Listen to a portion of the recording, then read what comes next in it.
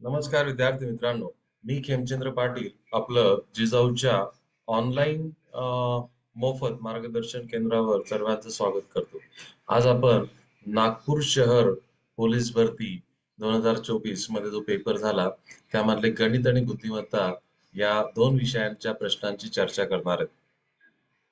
विद्यार्थी मित्रांनो, रोज संध्याकाळी 4 ते 5 या दरम्यान जिजाऊच्या मार्फत ऑनलाईन सेशन्स आपले घेतले जातात. तर तुम्ही जर चॅनलला नवीन असाल तर चॅनलला लाईक करा, सबस्क्राईब करा आणि जास्तीत जास्त विद्यार्थ्यांपर्यंत शेअर करा. Because sharing is caring my dear friends. Yes. चला तर मग आता आपण आजच्या सत्राला सुरुवात करू. दोन प्रश्न मी तुमच्या समोर दिलेले आहेत. मी थोडासा आज तुम्हाला वेळ देणार आहे. प्रश्न सॉल्व्ह करण्यासाठी थोडासा वेळ मी तुम्हाला देणार आहे आणि म्हणून दोन दोन प्रश्न या ठिकाणी तुमच्या समोर मांडलेले आहेत. लक्षात घ्या. प्रत्येक सेशन मध्ये काही ना काही बदल आपल्याला करायचा आहे. आणि बघा, जर तुम्हाला ऑनलाईन म्हणजे लाईव्ह येणं शक्य नसेल तर तुम्ही ज्यावेळेस व्हिडिओ बघताय त्यावेळेस तुम्ही हे प्रश्न सॉल्व्ह करा. पुढे त्यांना पुढे त्याला करू नका. ओके. तर तुम्हाला फार मदत होईल. बघा, या पद्धतीने तुमचं गणित आणि बुद्धिमत्ता या दोन विषयांची जी भीती आहे ती दूर करण्यासाठी हा पर्टिक्युलर व्हिडिओ सिरीज तुम्हाला खूप मदत करेल. 999चा वर्ग वजा 998चा वर्ग. आता या ठिकाणी आपल्याला काही 999 आणि 998 यांचा वर्ग करत बसायचा नाहीये. तर तुम्हाला हे हे सूत्र माहिती असेल. बघा, ए वर्ग वजा बी वर्ग बरोबर ए अधिक बी एका कंसामध्ये आणि ए वजा बी दुसऱ्या कंसात. ओके. तर मग या ठिकाणी बघा, 999चा वर्ग वजा 998चा वर्ग जर आपण मांडलं तर आपल्याला भेटेल 999 अधिक 998 आणि दुसऱ्या कंसामध्ये 999 वजा 998. मग हा जो कंस येणार आहे हा किती येणार आहे? 1 येणार आहे. मग आपल्याला ही बेरीजच आपलं उत्तर असेल आणि ही जर बेरीज केली तुमचं तर ती बेरीज 1997 गुणिले हा 1 असेल. कोणत्याही संख्येला एकाने गुणले असता काही फरक पडत नाही, म्हणून तुमचं उत्तर पर्याय क्रमांक 3 असणार आहे. म्हणून एक नियम लक्षात घ्या. हे सूत्र फार महत्वाचं आहे. ए वर्ग वजा बी वर्ग बरोबर ए अधिक बी दुसऱ्या कंसात ए वजा बी. आणि ह्या जर संख्या क्रमवार संख्या असतील तर क्रमवार संख्यांच्या वर्गातील फरक हा त्यांच्या बेरजे एवढाच असतो. प्रत्येकाने हे वाक्य लिहून घ्या. मी पुन्हा सांगतोय, क्रमवार संख्येच्या वर्गातील फरक या त्या संख्यांच्या बेरजे एवढाच असतो. म्हणजे फॉर एक्झाम्पल, आता मी तुम्हाला एक साधा प्रश्न विचारला. समजा मी जर असं म्हटलं, इथं 54चा वर्ग वजा 53चा वर्ग, तर 54चा वर्ग वजा 53चा वर्ग 54 अधिक 53 एवढंच येणार आहे. कारण दुसरा कंस हा दोघांच्या वजाबाकी एवढा असणार आहे. म्हणून हा कंस ज्यावेळेस क्रमवार नैसर्गिक संख्या असेल त्यावेळेस हा कंस 1 येईल आणि एकाने कोणत्याही संख्येला गुणले असता गुणाकारात काही फरक पडत नाही. म्हणजे तुमचं उत्तर इथे 107 यायला पाहिजे. आय होप तुम्हाला समजलं असेल. 25 ते 37 मध्ये येणाऱ्या सर्व समसंख्यांची सरासरी किती? आता बघा, 25 ते 37 मध्ये कोणत्या कोणत्या समसंख्या येतात? पहिली समसंख्या 26, नंतर 28, नंतर 30, नंतर 32, नंतर 34 आणि मग नंतर 36. एकूण संख्या किती झाल्या बघा? संख्या किती झाल्या? 1, 2, 3, 4, 5, 6. तर या मधल्या दोन संख्यांची सरासरी म्हणजे पूर्ण गटाची सरासरी आणि या दोघांची सरासरी काढली तर ती 31 येईल. म्हणून तुमचं उत्तर पर्याय क्रमांक 2 असणार आहे. अशा प्रकारचा प्रश्न आपण काल जो सिरीज आपण त्या ठिकाणी चर्चा केली त्याच्यामध्ये लगभग अशा प्रकारे आपण सरासरीवरून त्यांच्या तो मधल्या दोन संख्या काढल्या होत्या. सरासरीवरून संख्या काढताना सरासरी वजा 1 आणि सरासरी अधिक 1 म्हणजे 31 वजा 31 आणि 31 अधिक 1 32. आता संख्यांवरून सरासरी काढताना याच्यात 1 मिळवा आणि याच्यातून 1 वजा करा. अशा प्रकारे आपल्याला सरासरी मिळून जाईल. ओके. चला, पुढचा प्रश्न प्रत्येकाने वाचा आणि प्रश्नाचं उत्तर सॉल्व्ह देण्याचा प्रयत्न करा. आणि मग ज्यावेळेस मी तुम्हाला हे उत्तर सांगेल त्यावेळेस आपलं उत्तर बरोबर आहे की नाही हे तपासून बघा. चला.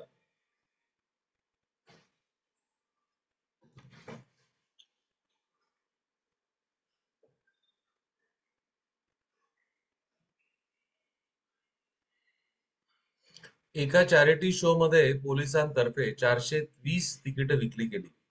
तिकिटातील अर्धी तिकीट 5 रुपये दराने, आता बघा 420 होती, 420 तिकिटे आहेत. मग 420 तिकिटांचा अर्धे तिकीट म्हणजे 210 तिकीट हे 5 रुपये दराने विकली गेली. ओके, हे 5 रुपये दराने विकली गेली. एक तृतीयांश तिकीट, याच्या एक तृतीयांश म्हणजे जर तुम्ही 480च्या 420च्या एक तृतीयांश जर तुम्ही काढलं, ओके, 480च्या एक तृतीयांश काढा तर तुमचं 140 येईल. म्हणजे 140 तिकीट 3 रुपये प्रमाणे विकली गेली. आणि उर्वरित तिकीट आता बघा, 210 अधिक 410 किती झाले? 350 झाले. म्हणजे 70 तिकीट 2 रुपये या दराने विकली गेली. आता रक्कम काढायची आपल्याला. या पण 210 गुणीला जर 5 केले तर 1050, हे तुमचे 420 झाले आणि हे 140 झाले. ओके, सर्वांची जर तुम्ही बेरीज केली तर या ठिकाणी 40 आणि 20, 60, 60 आणि 50, 100, 110 म्हणजे 1610 या ठिकाणी उत्तर यायला पाहिजे, जो तुमचा पर्याय क्रमांक 3 आहे. येस, सुंदर प्रश्न होता. खूप काही जास्त आव्हानात्मक नव्हता, चॅलेंजिंग नव्हता, सहज करण्यासारखा होता. फक्त आपल्याला तिकिटांतला अर्ध आणि एक तृतीयांश काढण्यासाठी थोडासा तो भाग आपल्याला जड जाण्याची शक्यता होती. सरळ रोडवर चोर आणि पोलीस यांच्यामधलं अंतर 100 आहे. 100 मीटर आहे. म्हणजे बघा, समजा सरळ रोड जर आपण काढला, इथं हा चोर आहे, ओके, आणि हा पोलीस त्याला पाठलाग करतोय. पोलिसाला आपण टोपी घालून देऊ. टोपी घातली पोलिसाला, हा पोलीस आहे. ठीक आहे. तर चोराचा वेग तासी 8 किलोमीटर आहे. चोराचा वेग तासी 8 किलोमीटर प्रति तास आहे. आणि पोलिसाचा वेग हा तुम्हाला दिलाय 10 किलोमीटर प्रति तास. डेफिनेटली पोलिसाचा वेग जास्त असायला पाहिजे जर त्याला चोराला पकडायचंय तर. तर पोलीस त्या चोराला किती वेळात पकडेल? त्यांच्यातलं अंतर किती आहे? 100 मीटर आहे. लक्षात घ्या, पोलिसाला चोराच्या दिशेने धावावं लागेल, म्हणून त्याचा सापेक्ष वेग, पोलिसाचा जो सापेक्ष वेग आहे तो दोघांच्या वेगांच्या वजाबाकी एवढा येणार आहे. म्हणजे 10 - 8 बरोबर 2 किलोमीटर प्रति तास हा पोलिसाचा सापेक्ष वेग आला. सो वेळ बरोबर अंतर भागीला वेग. वेळ बरोबर अंतर भागीला वेग. मग मला सांगा, त्यांच्यामधलं अंतर किती होतं? त्यांच्यामधलं अंतर किती होतं? सुरुवातीला अंतर त्यांच्यामध्ये किती होतं? 100चं अंतर होतं. 100 अंतर आहे आणि आपल्याला 2 किलोमीटर प्रति तास, 2 किलोमीटर प्रति तासाचं मीटर प्रति सेकंदात रूपांतर करावं लागेल. म्हणजे त्याला 518ने गुणावं लागेल. सो 18 वरती गेला आणि हे 10 झाले. हा 0 - 0 कॅन्सल झाला. 180 सेकंद झाले हे.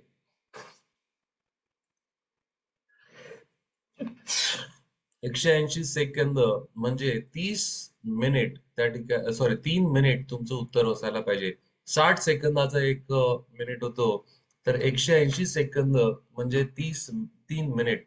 तर पोलीस त्या चोराला किती मिनिटात पकडेल? 3 मिनिटात पकडेल. खूप सुंदर प्रश्न आहे बघा. काल देखील आपण असा एक प्रश्न केला होता. सापेक्ष वेग, समान दिशेने जेव्हा दोन वस्तू गतिमान असतात तेव्हा त्यांचा सापेक्ष वेग दोघांच्या वेगांच्या वजाबाकी एवढा असतो. Okay, good. चला, पुढचा 2 प्रश्न मी तुमच्या समोर दिलेले, प्रत्येकाने उत्तर काढण्याचा प्रयत्न करा विद्यार्थी मित्रांनो. चॅनलला तुम्ही नवीन असाल तर चॅनलला लाईक करा, सबस्क्राईब करा आणि जास्तीत जास्त विद्यार्थ्यांपर्यंत शेअर करा. Because sharing is caring, my dear friends. Yes. 1 जानेवारी 2020 ला बुधवार होता. हे लक्षात घ्या, 2020 हे लीप वर्ष आहे. लीप वर्ष आहे. लीप वर्ष म्हणजे काय असं? ज्या वर्षाला 4ने निशेष भाग जातो. मग 1 जानेवारी 2020 हे लीप वर्ष आहे. त्या दिवशी कोणता वार होता? बुधवार होता.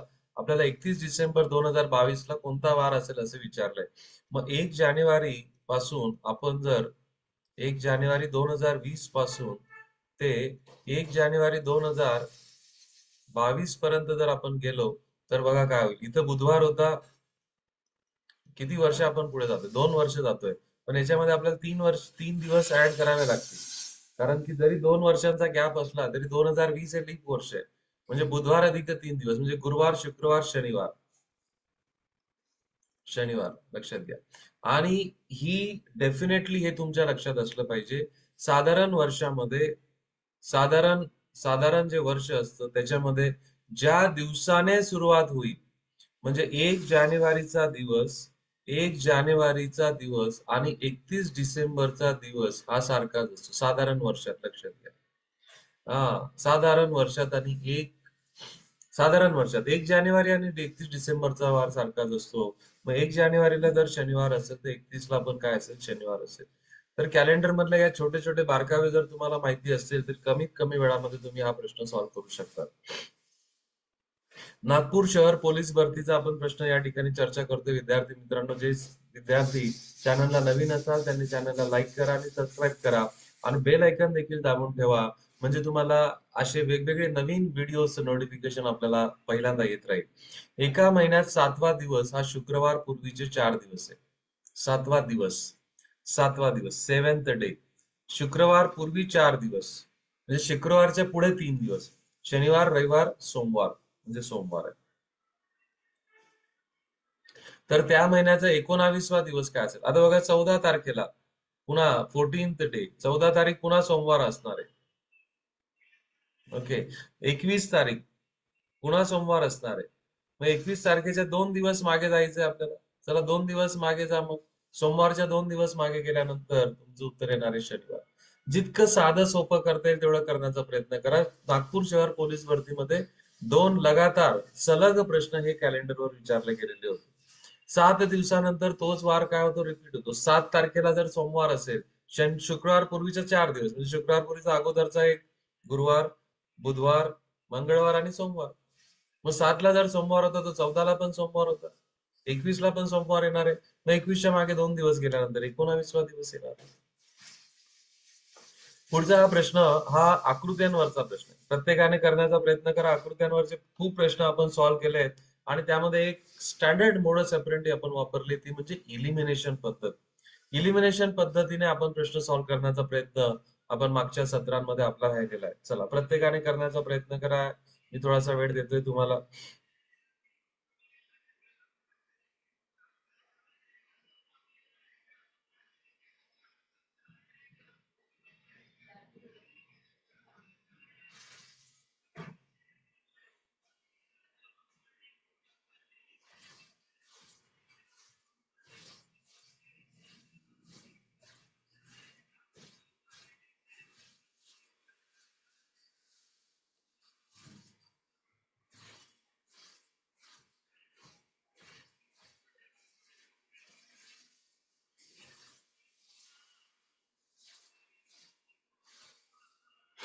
तर या ठिकाणी बघा, या ज्या दोन आकृत्या होत्या त्यांना एकत्र करून या ठिकाणी ही एच ही आकृती बनवली गेली आहे. तर मग या दोघांना एकत्र करून आपल्याला 3 नंबरची आकृती या ठिकाणी बनवली जाणार आहे. Very good.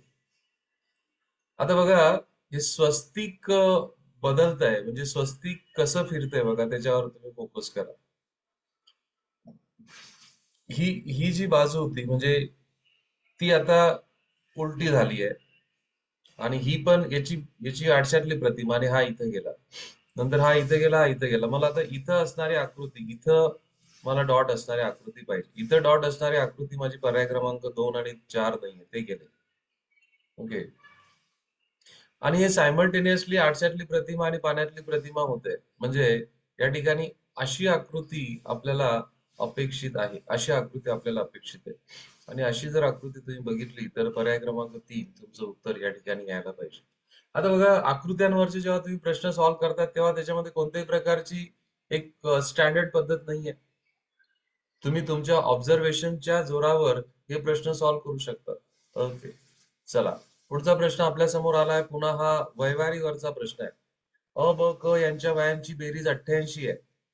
तर 4 वर्षापूर्वी त्यांच्या वयांची बेरीज किती होती? आता बघा, अ ब आणि क यांच्या आजच्या वयांची बेरीज किती आहे? 88 आहे. ओके. आता 4 वर्षापूर्वी जर जायचं तर प्रत्येकाचं वय 4 ने कमी होईल. याचं पण 4 नाही, याचं पण 4 नाही, याचं पण 4 नाही. म्हणजे एकूण बेरीज मध्ये 16ची त्या ठिकाणी आपल्याला घट करावी लागेल. 16ने जर तुम्ही घट केली तर तुमचं उत्तर या ठिकाणी 72 यायला पाहिजे. अच्छा, 12, 4 त्रिक 12 होती, 16 नाही 12 होती. तर 12ची जर घेतली तुम्ही तर तुमचं उत्तर त्या ठिकाणी 76 यायला पाहिजे. पर्याय क्रमांक 2 तुमचं उत्तर आहे. अ चं पण वय 4 वर्षांनी कमी होईल, ब चं पण वय 4 वर्षांनी कमी होईल आणि क चं पण वय 4 वर्षांनी कमी होईल. म्हणजे 88 ला आपल्याला 12ने घट करावी लागणार आहे. ओके, सोपा प्रश्न होता. चला पुढचा प्रश्न लसावी मसावीवरचा आहे. चांगला प्रश्न आहे बघा. दोन संख्यांचा लसावी हा लसावी आणि मसावी अनुक्रमे 6 आणि 72 असून तर त्यामधील सर्वात लहान संख्या कोणती? दोन संख्यांचं गुणोत्तर दिलं 3. आता बघा, मसावी जर दिलेला असेल आणि गुणोत्तर तुम्हाला दिलं असेल तर मसावीने त्या दोघं संख्यांना गुणून टाका, तुमच्या संख्या तयार होऊन जातील. तर गुणोत्तराच्या पदांना त्या 6ने गुणून टाका. मसावी तुम्हाला 6 दिलाय ना, तर मसावीने गुणून टाका दोघांना. तर 6 त्रिक 18 आणि 6 चोक 24. सर्वात लहान संख्या आपल्याला विचारली आहे, तर सर्वात लहान संख्या ही 18 येणार आहे. येस, इतकं साधं सोपं. म्हणजे बघा, आतापर्यंतचा आपण जर सराव व्यवस्थित केलेला असेल, मागचे 30 दिवसापासून ही प्रोसेस कंटिन्युअस चालू आहे. रोज संध्याकाळी 4 ते 5 वाजता तुम्हाला या चॅनलवर यायचंय आणि चॅनलमध्ये 1 तास द्यायचा आहे, आपला क्वालिटी टाइम द्यायचा आहे. हा, 100% तुम्ही तुमचं द्या. मी तुम्हाला खात्रीपूर्वक सांगतो, तुम्ही 3 महिने जरी ही प्रोसेस कंटिन्यू केली, तर कोणतीही परीक्षा असं नाही की ज्याच्यामध्ये या प्रश्नांच्या पलीकडे काही प्रश्न विचारले जातील. परंतु ते सातत्य असलं पाहिजे. पेपर पेन्सिल घेऊन आपण बसलं पाहिजे. प्रत्येक तारीख तारीख टाकून तारखेचं ऑनलाईन लेक्चर, त्याच्यामध्ये कोणते प्रश्न दिले गेले, त्याच्यामध्ये मी काय तुम्हाला शॉर्टकट सांगितला, कोणतं सूत्र तुम्हाला सांगितलं, या सर्व गोष्टींची नोंद तुम्ही घ्यायला पाहिजे. इतकं बारीक जर काम केलं विद्यार्थी मित्रांनो, तर मग तुम्हाला दुसऱ्या नोट्स फॉलो करण्याची गरज नाही. तुम्हीच तयार केलेल्या नोट्सवर तुम्ही काम तुमचं पूर्ण होऊन जाईल. हा, इतकं काम करा. मी प्रत्येक प्रश्न तुम्हाला डिस्कस करत असताना काही ना काही शॉर्टकट या ठिकाणी सांगतोय. त्या शॉर्टकटवर तुम्ही भर द्या. हा, चला पुढचा प्रश्न मी तुम्हाला देतोय. खूप चांगला प्रश्न आहे. थोडासा तुम्हाला वेगळ्या पद्धतीचा वाटेल हा प्रश्न, पण चांगला प्रश्न आहे. ए बरोबर दिलंय 17/18 बरोबर ए, 18/19 बरोबर बी. तर खालीलपैकी कोणता पर्याय अचूक आहे असं आपल्याला विचारलंय. अचूक पर्याय आपल्याला विचारलाय. तर पर्यायांवर जर आपण गेलो बघा, ए गुणिला बी इथं दिलेला आहे. तर ए ची किंमत तर किती होती, 17/18, आणि गुणिला बी ची किंमत होती 18/19.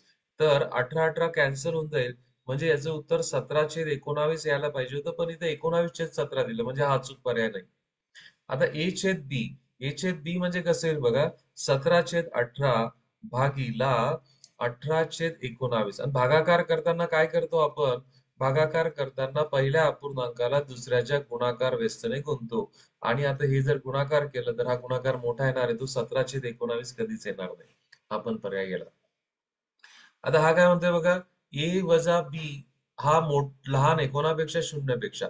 17/18 वजा 18/19 यांची जर आपण वजाबाकी जर केली, तर याला 19 ने इकडे गुणावं लागेल, याला 18 ने गुणावं लागेल. तर 19 गुणिला बघा, 19 गुणिला 17 किती येणार आहे, 17 नम 153, हजाला 15, 17 एक 17 आणि 15, 17 आणि 15 32 होणार आहे. म्हणजे 323 वजा 324, कारण 18 ने गुणलं जाईल, हे मायनस असणार आहे. आणि मायनस ही संख्या, मग अपूर्णांक असो का काही असो, तो लहान असणार आहे कोणापेक्षा, शून्यपेक्षा. म्हणून तुमचं उत्तर पर्याय क्रमांक 1 असेल. पर्याय क्रमांक 1 असेल. अचूक आहे असं आपल्याला विचारलेलं आहे. ए वजा बी. यस, ए वजा बी केली तुम्ही. आता या ठिकाणी म्हणतोय की ए हा मोठा आहे, 17/18 हा लहान आहे कोणापेक्षा, 18/19 पेक्षा. आपण जर त्रिकोण गुणाकार केला, तर हा पण अचूक आहे ऍक्च्युली. यांचा जर गुणाकार केला, तर तो 323 येतोय. 17 एक 17 आणि 15 32 होतात. ओके. आणि हा जर केला तर 324 येतोय. तर हा मोठा आहे. हा मोठा आहे, हे पण बरोबर आहे, अचूक आहे. असं कोणता पर्याय अचूक आहे आपल्याला विचारलं. इथं डेफिनेटली हा जर मोठा आहे, तर यांची वजाबाकी ही ऋण येणार आहे. आणि ऋणसंख्या ही लहान असते शून्यापेक्षा. तर या ठिकाणी नक्की काहीतरी कन्फ्युजन टायपिंग मिस्टेक मध्ये झालेलं असावं. पुढचा प्रश्न बघा आपल्या समोर आलाय. 0.0625 याचा आपल्याला घनमूळ काढायचंय. आणि याचा हा इथं वर्ग आपल्याला दिलेला आहे. आता काय करू आपण, 0.0625 भागीला एक्स वर्ग, दोघं बाजूचा मी एक्स वर्ग करून टाकला, याचा पण वर्ग केला तर याचा पण वर्ग, 0.0025 असे येऊन जाईल. आता बघा, समीकरणाच्या या बाजूमध्ये 1 2 3 4 दशांश स्थळे, इथं पण 4 दशांश स्थळे, तर दशांश स्थळ उडवून टाका. म्हणजे तुम्हाला असं भेटून जाईल, 625 भागीला एक्स स्क्वेअर बरोबर 25. म्हणजे याचाच अर्थ 625 भागीला 25 बरोबर एक्स वर्ग. सो म्हणून आपल्याला असं म्हणता येईल, एक्स वर्ग बरोबर 25. तर एक्स ची किंमत त्या ठिकाणी 5 यायला पाहिजे. तुमचं उत्तर पर्याय क्रमांक 4 आहे.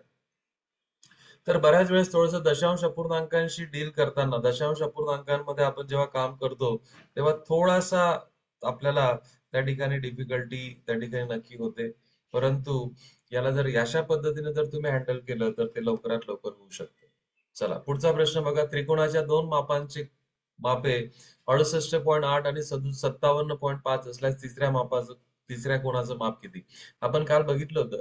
त्रिकोणाचे तीन जर कोण समजा ए प्लस बी प्लस सी असेल तर त्या तिघांच्या मापांची बेरीज ही 180 असते. करा सर्वांनी. दोन तुम्हाला 68.81 दिलाय, दुसरा दिलाय 57.2. आपल्याला तिसरा काढायचा आहे, यांची किंमत 180 बरोबर आहे. तर हे 0.8 आणि 0.2 याची एक किंमत होऊन जाईल. ओके, तर यांची बेरीज करा. 60 आणि 50, 110, 110 आणि 16, 126 अधिक सी बरोबर 180.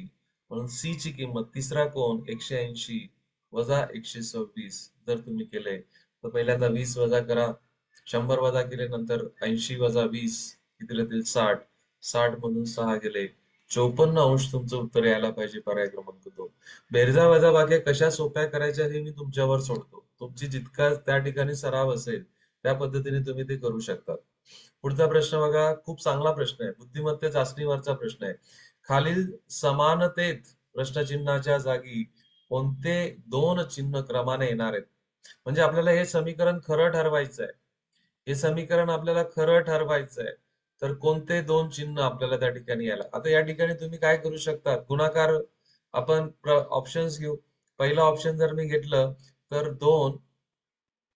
बघा पहिला ऑप्शन घेऊन काम करा बरं. पहिल्या ऑप्शन मध्ये पहिल्या प्रश्नचिन्हाच्या जागी गुणाकार ठेवा आणि नंतरच्या याच्या जागी तुम्ही बेरीज ठेवा. 2 गुणिले 8 अधिक 12. सो पहिल्यांदा गुणाकार करू. किती झाले 16. 16 अधिक 12 जर केले तर उत्तर किती येते 28 येते. पण आपल्याला ते उत्तर 98 पाहिजे होतं, म्हणजे हे उत्तर नाहीये. पर्याय क्रमांक 2 वापरू आपण. 2 गुणिले 8 गुणिले 12. 2 गुणिले 8 केले तर किती होतील 16. 16 गुणिले 12 केले तर होतात 192 होतात. 192 होतात, म्हणजे हा पण तुमचा पर्याय नाहीये. ओके, तिसरा पर्याय आपण वापरू. पहिला भागाकार आहे 2/8 गुणिला 12. 2/8 म्हणजे 104 होतील. 104 गुणिला 12 जर केले तर उत्तर 3 येईल. म्हणजे हे पण माझं उत्तर नाही. माझं उत्तर पर्याय क्रमांक 4 असायलाच पाहिजे. बघा 4 ने उत्तर येतंय का? 2 अधिक 8 ओके गुणिला 12. सो पहिल्यांदा गुणाकार होईल. 12 96 अधिक 2 98 तुमचं उत्तर येत आहे. म्हणून पर्याय क्रमांक 4.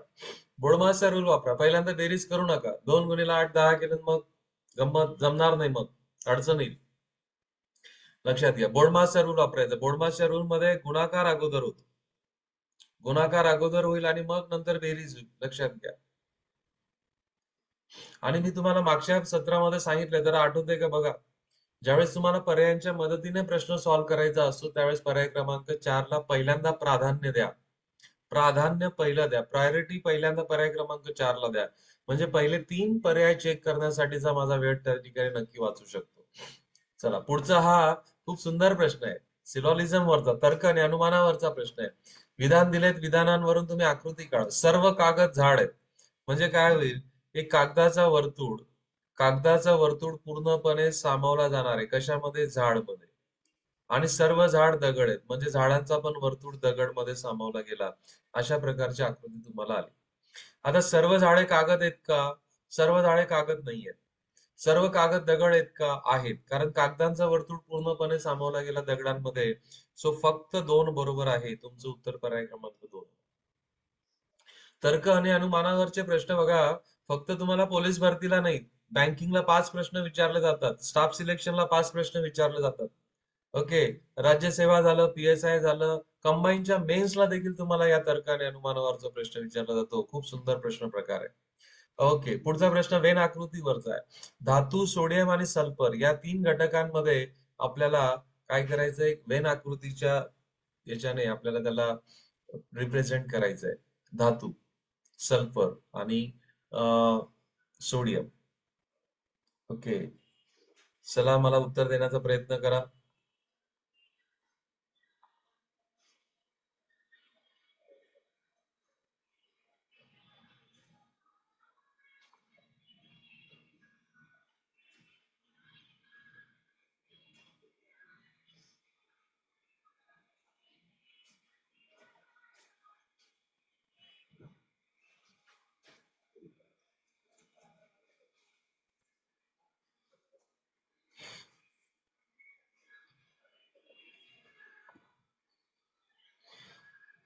वेन आकृतीमध्ये आपल्याला त्या गोष्टींच्या बाबतीत काही ना काही माहिती असली पाहिजे. लक्षात घ्या.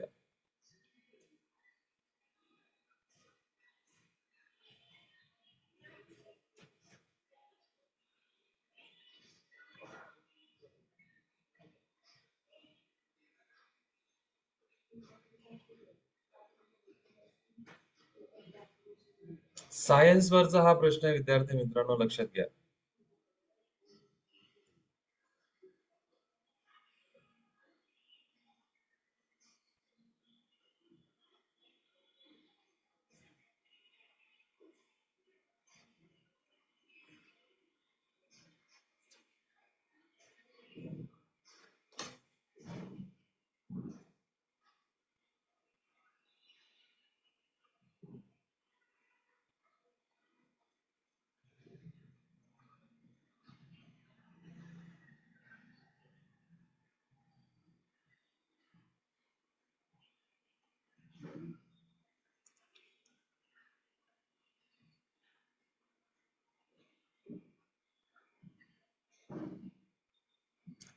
येस, तर या प्रश्नामध्ये जर आपल्याला उत्तर द्यायचं तर पर्याय क्रमांक 4 सोबत आपल्याला जायला लागेल. Yes, very good. चला पुढचा प्रश्न. प्राणी संग्रहालयात मोर आणि सस्या यांची एकूण किंमत किती, संख्या 30 आहे.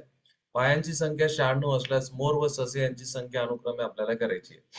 आता पहिल्यांदा असे ऑप्शन उठला की त्यांची बेरीज किती होते? 30 होते. 10 आणि 19 यांची बेरीज 30 होत नाही, म्हणून हा पर्याय गेला. तर या सर्व पर्यायांच्या बाबतीत आपण पहिल्यांदा पर्याय क्रमांक 4 पासून सुरुवात करू. पहिली ससे मोर पाहिजेत. मोराला 2 पाय असतात. तर याचे 18 दुने किती झाले? 36. आणि सस्याला किती पाय असतात?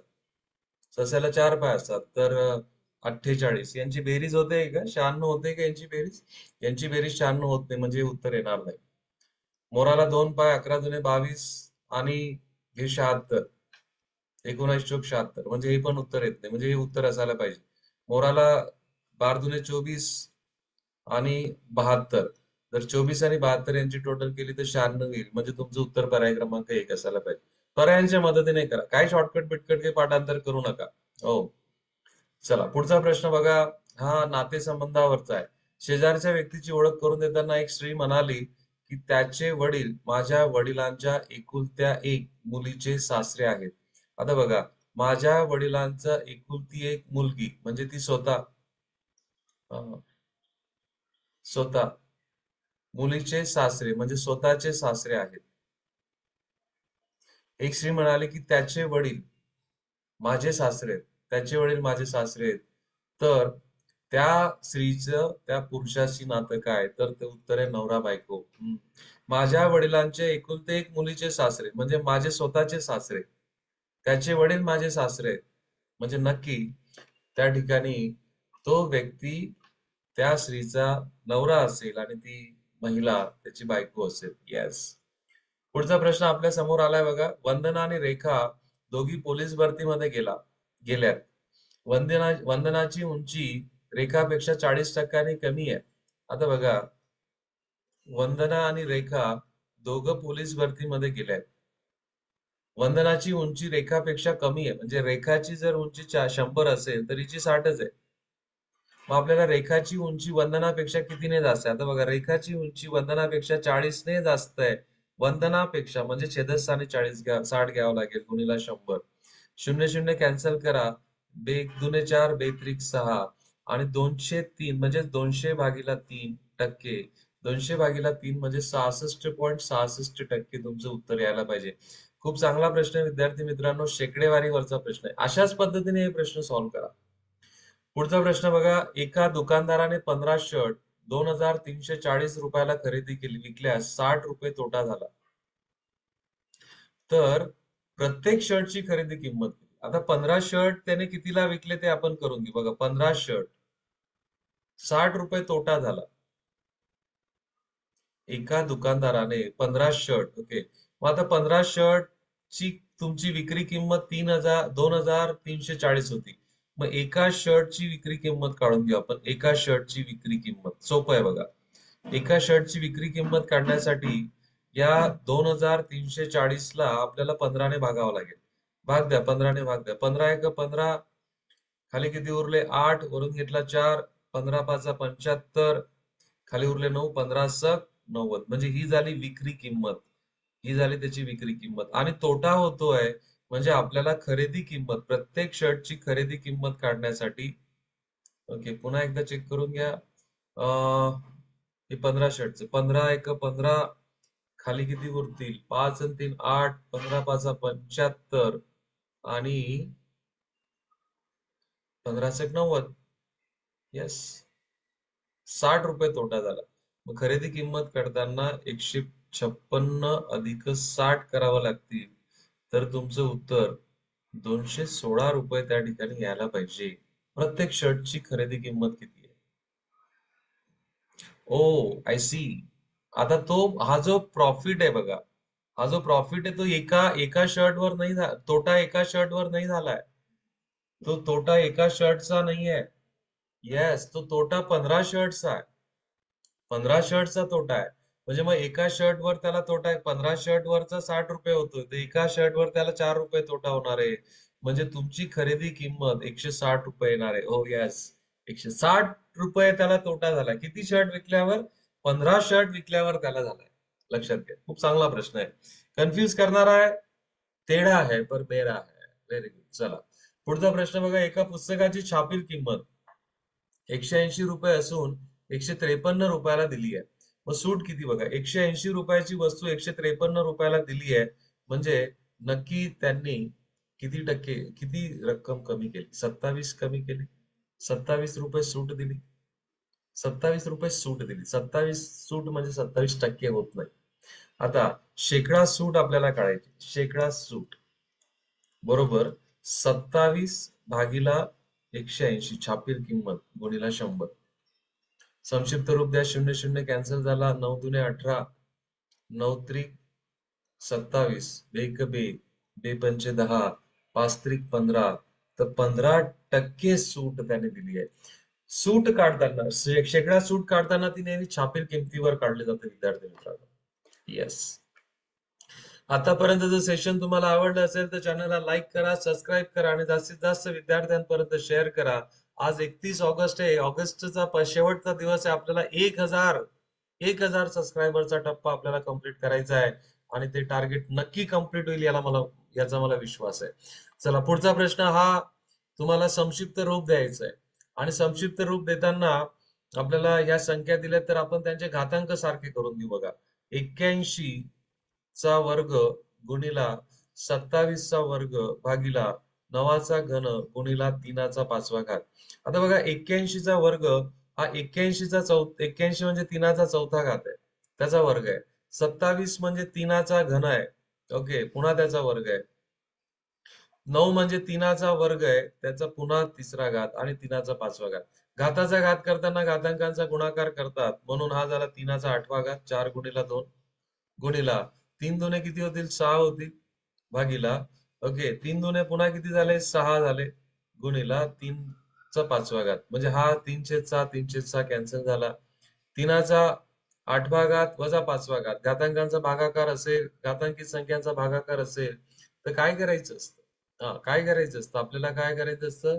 घातांकांची वजाबाकी करायची. तो 3चा घन आणि याची किंमत x च्या घना एवढी आहे.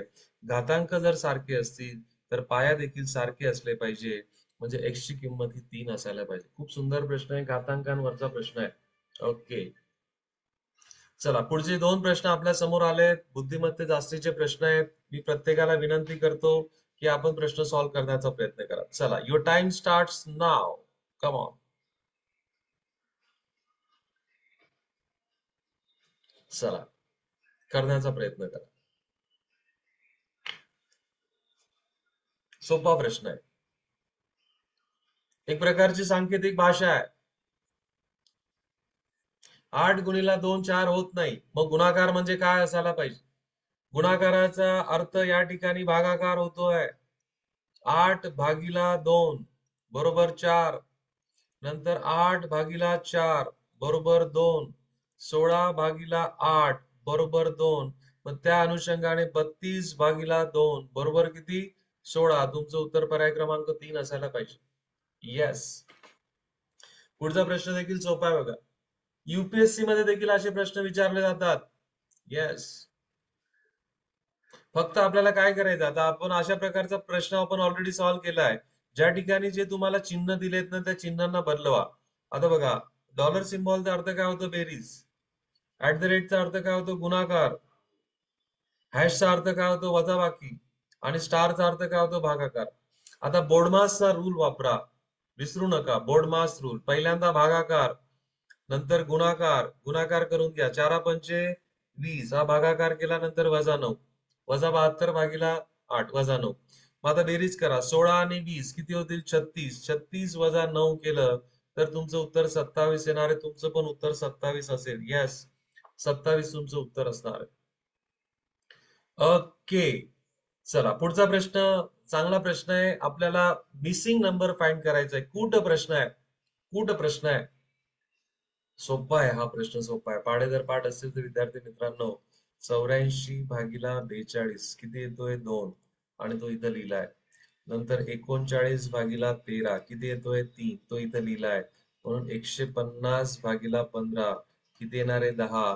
प्रश्नचिन्हाच्या जागी तुमचं 10 यायला पाहिजे. येस. ओके. बरेच बघा, नागपूर शहर पोलीस भरती 2024 मध्ये जे प्रश्न विचारले गेले त्याच्यावर चर्चा चाललेली आहे. गणित आणि बुद्धिमत्ता हे दोन विषयांची भीती जर तुम्हाला पूर्णपणे दूर करायची असेल, पूर्णपणे त्याचा खात्मा करायचा असेल, तर तुम्ही 4 ते 5 जिजाऊच्या या चॅनलला लाईक करा, सबस्क्राईब करा, जास्तीत जास्त विद्यार्थ्यांपर्यंत शेअर करा. Because sharing is caring, my dear friend. माननीय निलेशजी सांबरे साहेब यांच्या मोटिवेशन मधून आपण हा सर्व उपक्रम करतोय. जिजाऊ संस्था महाराष्ट्रातील आणि कोकणातील सर्व विद्यार्थ्यांना प्रशासकीय सेवेमध्ये कसं जाता येईल, तळागाळातील विद्यार्थ्यांना प्रशासकीय सेवेमध्ये कसं जाता येईल, त्यासाठी सर्वतोपरी प्रयत्न या ठिकाणी चाललेले आहे. तुम्हाला ऑनलाईन, ऑफलाईन, मैदानी अशा सर्व पद्धतीचं मार्गदर्शन या ठिकाणी मोफत केलं जातं. तर या संधीचा फायदा घ्या. तुम्ही पण या परिवारामध्ये ऍड व्हा आणि तुमच्यासोबत इतर लोकांना पण यामध्ये समाविष्ट करून घ्या. पुढचा प्रश्न बघा, रोमन संख्यांवरचा आहे.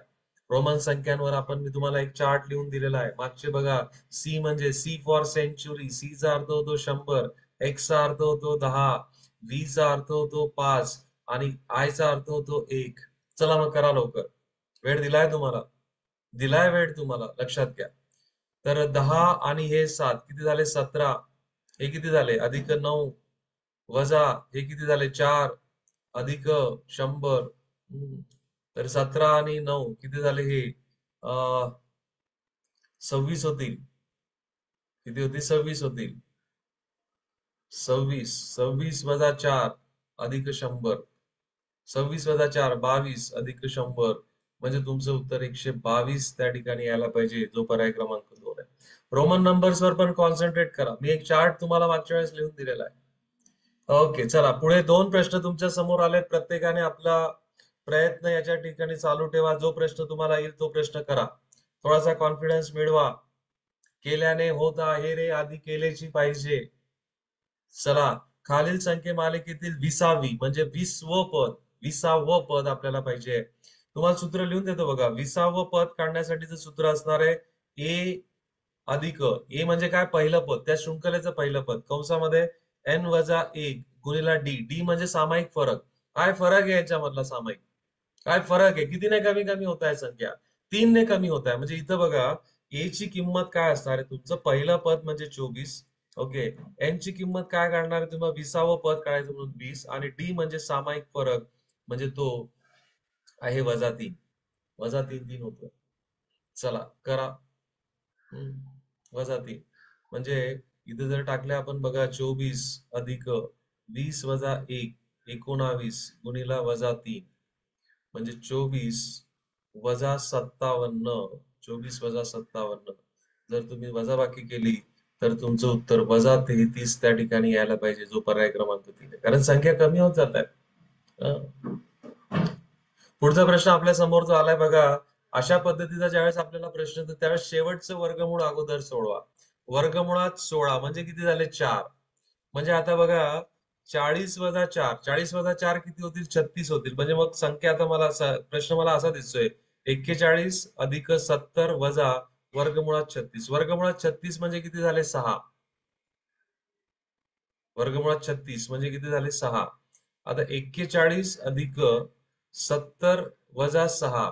70 वजा 6 किती होतील? 64 होतील. सो 41 अधिक वर्गमुळात 64. वर्गमुळात 64 म्हणजे किती झाले? 8. सो 41 अधिक 8. 41 अधिक 8 49. सो वर्गमुळात 49 म्हणजे उत्तर तुमचं 7 येणार आहे. तर वर्गपाठ पाहिजे यासाठी. वर्गपाठ पाहिजे. पहिल्या दिवशी ज्या गोष्टी तुम्हाला सांगितल्या त्या जशाच्या तशा इतक्या पाठ करा, इतक्या पाठ करा की त्यांचे पारायण करा. चला, पुढचा प्रश्न हा आलाय जवळपास आपल्याला बैठक व्यवस्थेसारखाच प्रश्न आहे. मागच्या सत्रामध्ये देखील बैठक व्यवस्थेवरचे प्रश्न आपण केलेले आहेत. मैदानावर कवायतीसाठी एका रांगेत जितकी मुले उभी आहेत तितक्याच रांगा आहेत. अच्छा, बैठक व्यवस्थेवरचा नाहीये. समजा जर एक्स मुली असतील तर एक्स रांगा आहेत. एक्स मुली आहेत आणि एक्स रांगा आहेत. मध्यभागी असणाऱ्या रांगेत राजू मध्यभागी उभा आहे. तर क्रीडांगणावर कवायतीसाठी उभ्या असलेल्या मुलांची संख्या दर्शवणारा पर्याय सांगा आपल्याला. कवायतीसाठी जितके मुलं आहेत म्हणजे बघा एक्स जर असेल तर एक्स तुमच्या रांगा असल्या पाहिजे म्हणजे नक्की आपल्याला एक्सचा वर्ग आपल्याला संख्या त्या ठिकाणी असणार म्हणजे 125 तुमचं उत्तर येत नाही. राजू मध्यभागी उभा आहे. राजू मध्यभागी उभा आहे. मध्यभागी असून तो मधल्या रांगेमध्ये उभा आहे म्हणजे डेफिनेटली हा विषम संख्येचा वर्ग असायला पाहिजे. विषम संख्येचा वर्ग असायला पाहिजे. ही दोघं समसंख्यात चालणार नाही. तुमचं उत्तर असणार आहे म्हणजे बघा 11 जर रांगा असल्या पहिली रांग, दुसरी रांग, तिसरी, चौथी, पाचवी, 6वी, 7वी, 8वी, 9वी, 10वी, 11वी, तर तो 6व्या रांगेमध्ये आहे. म्हणजे 6वी रांग बरोबर ही मधली रांग आहे. आणि प्रत्येक रांगेत जर 11 विद्यार्थी असेल म्हणजे हा पहिला विद्यार्थी या रांगेमधला बघा या रांगांची संख्या आहे.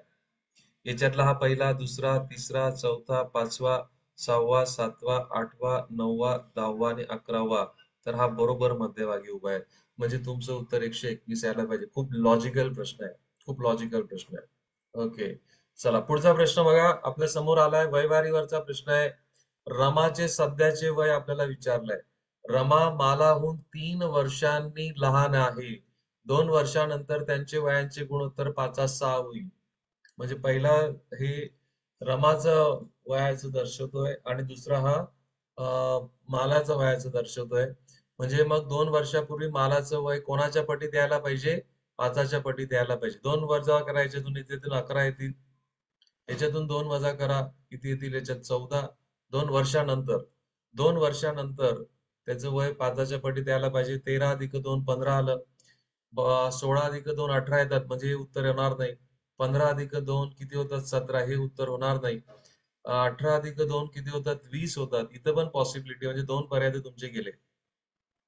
आता समजा 5:6 म्हणजे 2 वर्षापूर्वी 2 वर्षानंतर त्यांचं वय जर हिचं वय 15 होतं तर इथं किती यायला पाहिजे? 18 यायला पाहिजे. म्हणजे आजचं वय आता इथे यांच्यामधला फरक कितीचा आहे? 3चा फरक आहे. बघा जर तुम्ही मला जर 3 वर्ष लहान आहे, रमा ही मालाहून 3 वर्ष लहान आहे तर ते आयुष्यभर 3 वर्ष लहान राहील. हा, आता हे जर आपण 5:6 इथं घेतलं असतं तर रमाचं वय आपण 20 घेतलं म्हणजे 5 चोक 20 आणि इथं 6 चोक 24. तर त्यांच्यातला वयातला फरक हा 4 वर्ष येतोय. इथं किती येतोय? वयातला फरक किती येतोय? 3 वर्ष येतोय. म्हणजे तुमचं उत्तर पर्याय क्रमांक एकच असायला पाहिजे. कारण आपल्याला उदाहरणामध्ये दोघांमधलं वयच फरक किती दिलाय? 3 वर्ष. तुम्ही म्हणाल सर डिटेल पद्धत सांगा, तर डिटेल पद्धत कशी आहे बघा. 2 वर्षानंतर त्यांचं जर वय आहे, 2 वर्षानंतर त्यांचं वय आपण घेऊन घेऊ 5x आणि 6x. याच्यावरून त्यांचे आजचे वय काय करता येईल आपल्याला? 5x वजा 2 आणि 6x वजा 2. आता ही माला मोठी आहे म्हणजे 6x वजा 2 वजा 5x वजा 2 यांच्यातला फरक हा 3 वर्ष आहे. तर करा मग सॉल्व. 6x वजा 2 या कंसाच्या बाहेर वजा चिन्ह म्हणून हे पद बदलतील. बरोबर किती आलं तुमचं? 3 वजा 2 अधिक 3 कॅन्सल. 6x वजा 5x म्हणजे x बरोबर किती आलं? 3 आलं. x बरोबर 3 म्हणजे 5 त्रिक 15 आणि 6 त्रिक 18 हे 2 वर्षानंतरचे. त्यांना आजचं वय विचारलंय, सध्याचं म्हणजे 15 - 2 13 तुमचं उत्तर पुन्हा येत आहे. आशा करतो की तुम्हाला डिटेल पद्धत पण समजली असेल. अक्षरमाला पूर्ण करा. सांगितलंय तुम्हाला, अक्षरांवर डेफिनेटली प्रश्न विचारले जातात. अक्षरांवर प्रश्न विचारले जातात. हो. तर या ठिकाणी जर तुम्ही बघितलं बघा, हे विरुद्ध मित्रांच्या जोड्या AZYB, नंतर CXWD, सी नंतर, ओके, डी झाला, नंतर सी, डी नंतर नंतर ई आलाय बघा, ई नंतर UF आला, ई नंतर काय आला, एफ नंतर काय यायला पाहिजे इथं, जी यायला पाहिजे. मग GTSH हे तुमचं उत्तर असायला पाहिजे, जो पर्याय क्रमांक 3 आहे. जी चा विरुद्ध मित्र टी आहे आणि एस चा विरुद्ध मित्र एच आहे. पुढचा पुन्हा अल्फाबेट्स वरचाच प्रश्न आहे. खूप सुंदर प्रश्न करण्याचा प्रयत्न करा सर्वांनी. सर्वांना जमण्यासारखा प्रश्न आहे. अल्फाबेटचे नंबर्स तुमचा माहित पाहिजे. BC, बी चा क्रमांक 1 आहे, सी चा क्रमांक, बी चा 2 आहे रे बाबा, आणि सी चा 3 आहे. 3 दुने किती होतात? 6 लिहिलाय खाली. डी चा क्रमांक 4 आहे आणि जी चा क्रमांक 7 आहे. 7 चौक 28 खाली लिहिले. लॉजिक समजले तुम्हाला?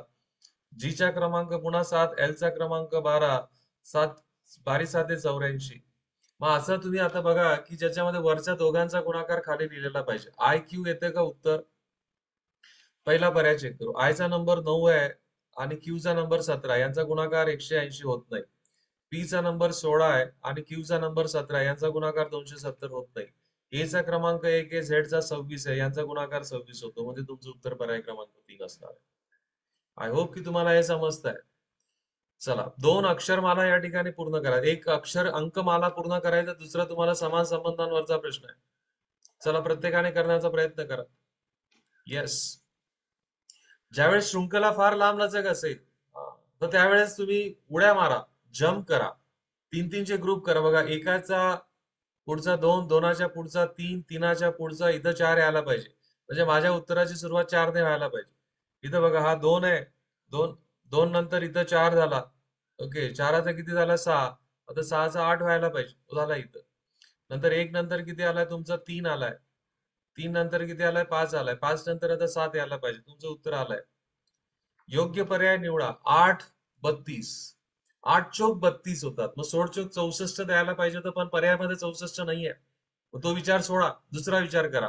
8चा वर्ग किती होतो? 8चा वर्ग 64 होतो आणि 64ला जर 2ने भागितलं, 64च्या निम्मे या ठिकाणी 32 होत आहे.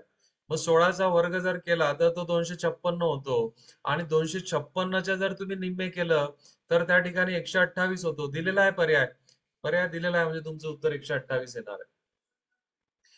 पुढे पुन्हा बघा, हा सांकेतिक भाषेवरचा प्रश्न आहे. नागपूर शहर पोलीस भरती मधले सर्व प्रश्न विद्यार्थी मित्रांनो, 25 आणि 25 50 प्रश्नांची चर्चा या ठिकाणी चाललेली आहे.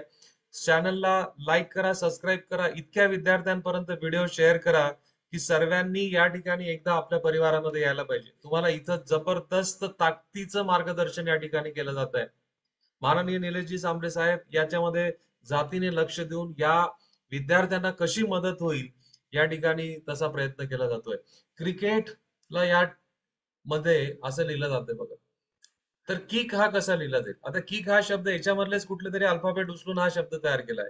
आता बघा, क्रिकेट मधला सी आणि हा सी पहिल्या क्रमांक आणि चौथ्या क्रमांकावर सारखा अल्फाबेट आलाय. इथं जोड्या लावा सारखा प्रकार आहे. म्हणजे के साठी काय असणार आहे? शेवटून तिसरं एस. माझं उत्तर एस ने सुरू व्हायला पाहिजे, म्हणजे माझं उत्तर पर्याय क्रमांक 2 आणि 4 येत नाही. सुरुवात पण एस ने व्हायला पाहिजे, शेवट पण एस ने व्हायला पाहिजे. तिसरं बघा, हा तिसरा आय आहे, तिसरा आय किकचा एल पाहिजे, SL झालं तुमचं उत्तर. हे उत्तर असायला पाहिजे. इतकं साधं सोपं सरळ ठेवा. ओके, तर अशा प्रकारे विद्यार्थी मित्रांनो, आपण नागपूर पोलीस भरतीचा हा प्रश्न पत्रिका आपण चर्चा करत होतो. त्यामध्ये गणित आणि बुद्धिमत्ता या 2 विषयांवर आपण विस्तृत चर्चा या ठिकाणी केलेली आहे. आशा करतो की तुम्हाला चॅनल आवडलं असेल. तुम्हाला या ठिकाणी व्हिडिओ आवडला असेल तर चॅनलला लाईक करा, सबस्क्राईब करा आणि जास्तीत जास्त विद्यार्थ्यांपर्यंत शेअर करा. Thank you very much. Happy learning.